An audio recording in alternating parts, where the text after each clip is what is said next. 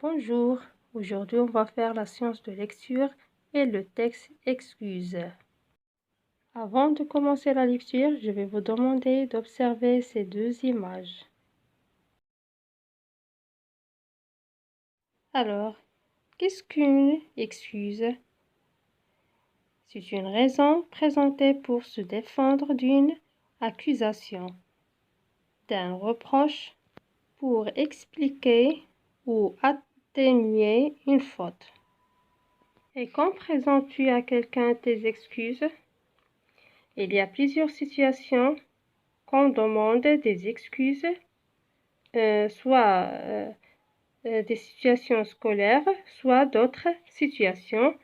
Par exemple, on présente des excuses au maître parce qu'on est en retard, parce qu'on n'a pas appris une leçon ni fait un devoir, à un passager parce qu'on l'a bousculé dans un bus, à un automobiliste parce qu'on a failli provoquer un accident en courant sur la route après un ballon, etc. Et maintenant, lisons le texte. Excuse. Ce qui est drôlement pratique pour l'école, ce sont les excuses. Les excuses, ce sont les lettres ou les cartes de visite que vous donne votre père et où il écrit à la maîtresse pour lui demander de ne pas vous punir d'être arrivé en retard ou de ne pas avoir fait vos devoirs. Ce qui est embêtant, c'est que l'excuse doit être soignée par votre père et aussi avoir la date pour qu'il ne puisse pas servir pour n'importe quel jour. La maîtresse n'aime pas beaucoup les excuses. Il faut faire attention parce que ça peut faire des histoires comme la fois où Clatoire a apporté une excuse tapée à la machine. Et la maîtresse a reconnu les fautes d'orthographe de Clotaire. Et elle a envoyé Clotaire chez le directeur qui voulait mettre Clotaire à la porte, mais malheureusement elle n'a été que suspendue. Et son père, pour le consoler, lui a payé un chouette camion de pompiers avec une sirène qui marche à Clotaire. La maîtresse nous avait donné pour demain un problème d'arithmétique drôlement difficile avec une histoire de fermier qui a des tas de poules qui pondent des tas d'œufs. Et moi, je n'ai pas les devoirs d'arithmétique. Parce que quand j'en ai, on se dispute toujours avec papa et maman. Qu'est-ce qu'il y a encore, Nicolas? M'a demandé maman. Quand je suis rentrée à la maison, après l'école, si on fait une tête, j'ai un problème d'arithmétique pour demain, je lui ai répondu. Et voilà, on va s'arrêter ici. On va continuer après de vérifier la compréhension globale de ces paragraphes à l'aide de quelques questions. Alors suivez avec moi. Pour Nicolas, qu'est-ce qu'une excuse? Oui, pour Nicolas, une excuse est un mot écrit par les parents à l'ancien nom pour éviter une punition à leurs enfants. À ton avis, est-ce que Nicolas aime Clotaire? Oui, il n'aime pas Clotaire. Il aurait aimé que Clotaire soit mis à la porte de l'école définitivement, mais malheureusement, il n'a pas écopé que d'une exclusion temporaire. Ce mot est malheureusement. Est-ce que Nicolas aime l'arithmétique?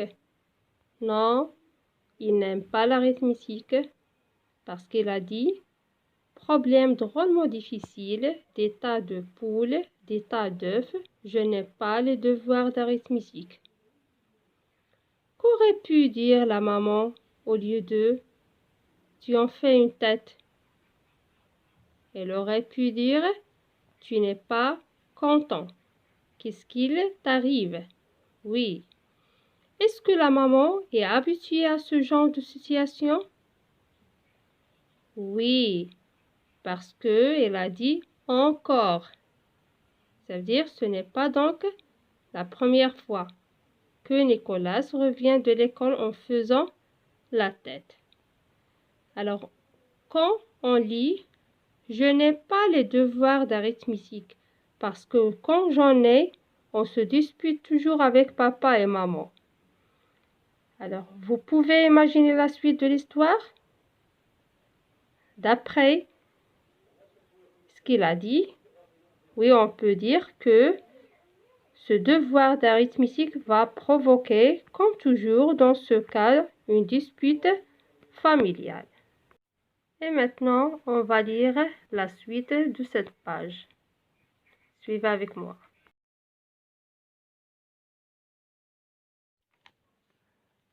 Maman a poussé un gros soupir. Elle a dit que ça faisait longtemps que je goûte en vitesse, que j'aille vite faire mes devoirs et qu'elle ne voulait plus m'entendre. Mais je ne sais pas le faire mon problème d'arithmétique, j'ai dit. Ah, Nicolas, m'a dit maman, ça ne va pas recommencer, hein? Alors moi, je me suis mis à pleurer. J'ai dit que c'était pas juste qu'on nous donnait des problèmes trop difficiles à l'école et que papa devrait aller voir la maîtresse pour se plaindre et que j'en avais assez et que si on continuait à me donner des problèmes d'arithmétique, je ne retournerai plus jamais à l'école.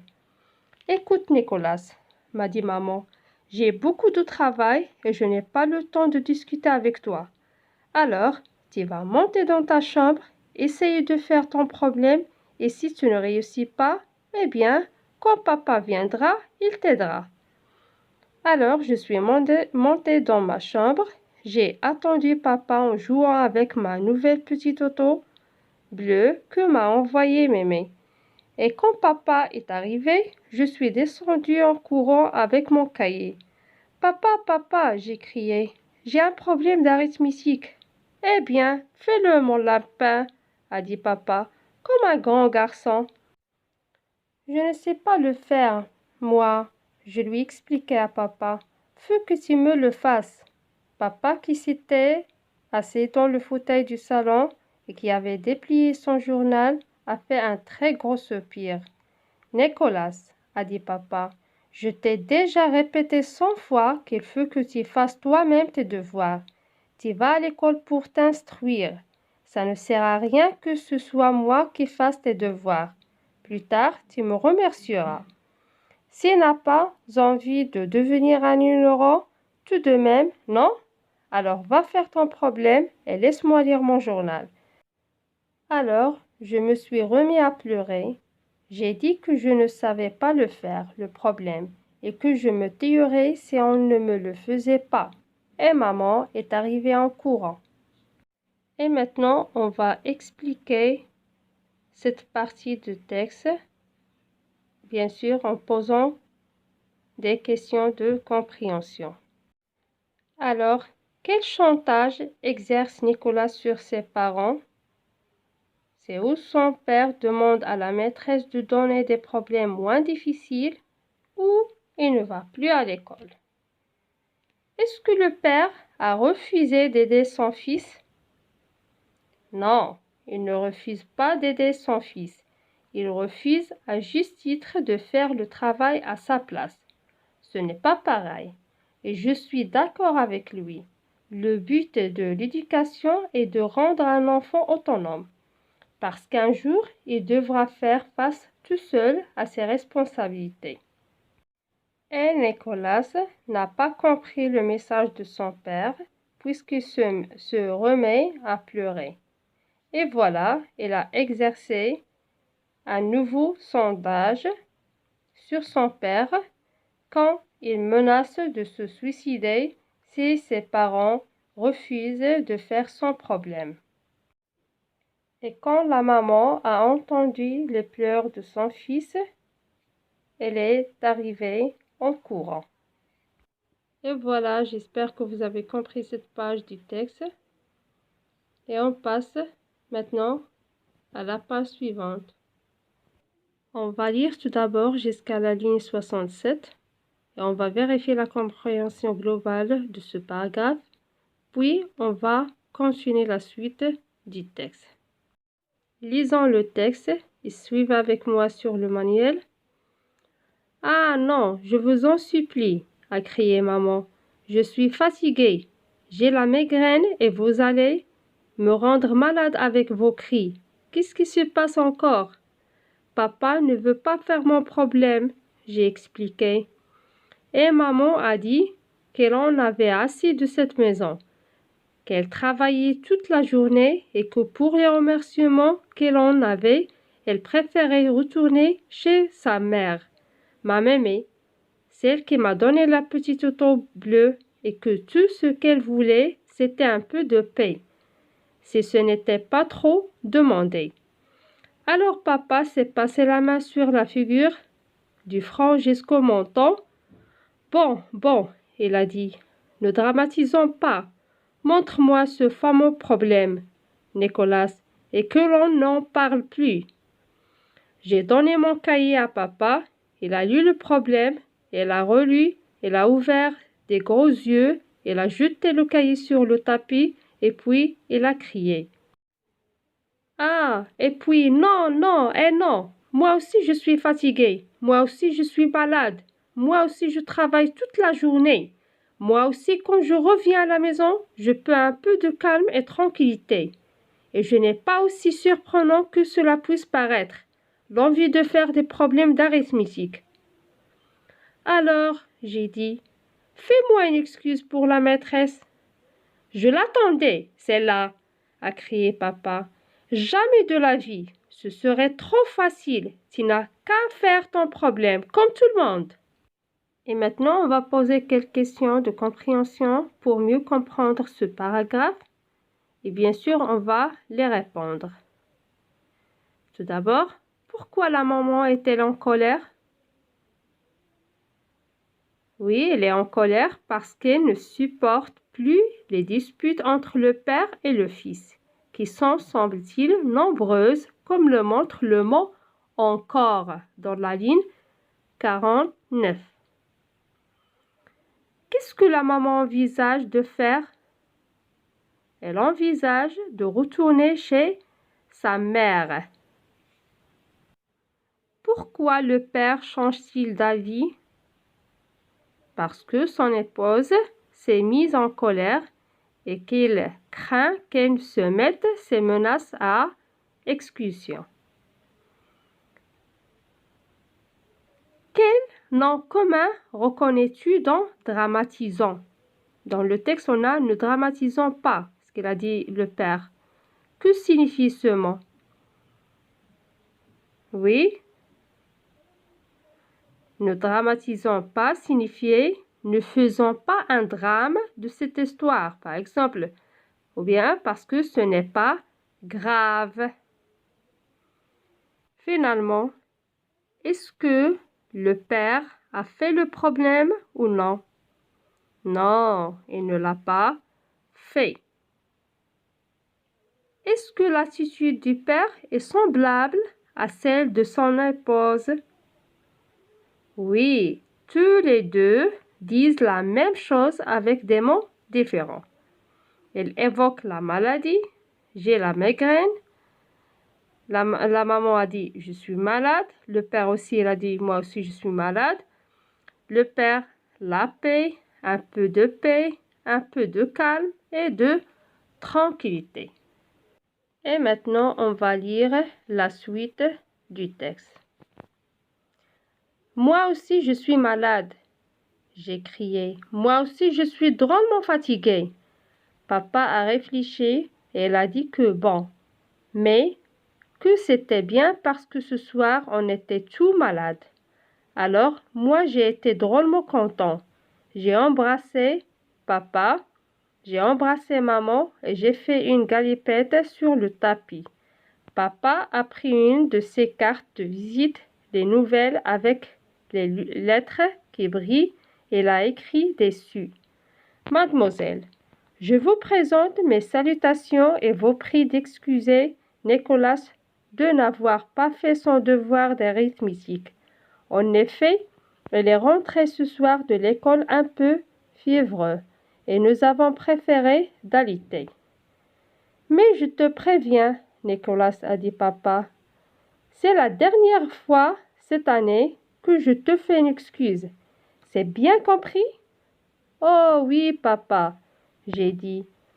Papa a mis la date, il a signé et maman nous a dit que le dîner était prêt. C'était très chouette parce qu'il y avait des rôtis, des petites pommes de terre et que tout le monde était content. Quand je suis arrivée à l'école, ce matin, les copains parlaient du problème d'arithmétique. Et la cloche a sonné et nous sommes allés nous mettre en rang. Et le directeur est venu et nous a dit « Mes enfants, c'est le bruit, c'est monsieur Dubon qui va vous surveiller. En effet, votre maîtresse est souffrante et elle s'est excusée pour aujourd'hui. » Dans ce paragraphe, comme vous avez déjà vu, Nicolas ne pleure plus parce qu'il a compris que son père allait lui faire le mot d'excuse. Il embrasse ses parents, il fait une galopette sur le tapis. Mais, à votre avis, pourquoi Nicolas précise-t-il les nouvelles avec les lettres qui brillent? À mon avis, parce qu'à ses yeux, ces cartes sont très importantes puisqu'elles servent à écrire les fameuses excuses. Le père vous semble-t-il sérieux quand il dit « c'est la dernière fois cette année » ? Non, il n'est pas sérieux. Il sait très bien que dans l'année, il devra écrire d'autres mots d'excuses. Il veut simplement sauver les apparences. Et voilà, j'espère que vous avez compris maintenant le texte. Et on va répondre ensemble aux questions de compréhension de la page 147. La première question, pourquoi la maîtresse n'aime-t-elle pas les excuses? La maîtresse n'aime pas les excuses parce qu'elle sait par expérience que souvent les raisons invoquées sont fausses. Exemple, une maman peut écrire un mot d'excuse pour justifier par une maladie imaginaire d'absence de son fils. Un samedi, alors que celui-ci a passé un week-end prolongé en famille chez ses grands-parents. Deuxième question. Pourquoi le papa jette-t-il le cahier sur le tapis? Oui, il jette le cahier sur le tapis parce qu'il ne sait pas résoudre le problème. Oui. La troisième question. La maman est-elle vraiment malade? Non, elle n'est pas malade. C'est du théâtre, du cinéma. La question suivante. Ce texte contient 3 excuses différentes. Lesquelles? Les 3 excuses sont le caprice de Nicolas. Il prend l'excuse de la difficulté du problème pour ne rien faire. La colère du père. Il prend l'excuse de la fatigue pour ne pas résoudre le problème. La maladie de la mère et du père. La mère et le père prennent l'excuse de la fatigue. La première pour rétablir le calme. Le second pour cacher son incompétence. Et la dernière question. Ce texte t'a amusé? Explique pourquoi. Alors pour cette question, chacun de vous peut faire une réponse précise pour lui. Mais à mon avis, ce texte est amusant pour plusieurs raisons et décrit avec humeur une situation courante à l'école, l'utilisation abusive des mots d'excuses, les relations parfois conflictuelles à l'école entre élèves, Nicolas et Clotaire, à la maison, entre enfants et parents, père et mère. Cette humeur est portée à son comble par la chute finale du texte, l'excuse invoquée et la maladie. Et la maîtresse est absente ce jour-là, elle a dû qu'elle aussi s'excuser. Et voilà, j'espère que vous avez compris. Au revoir.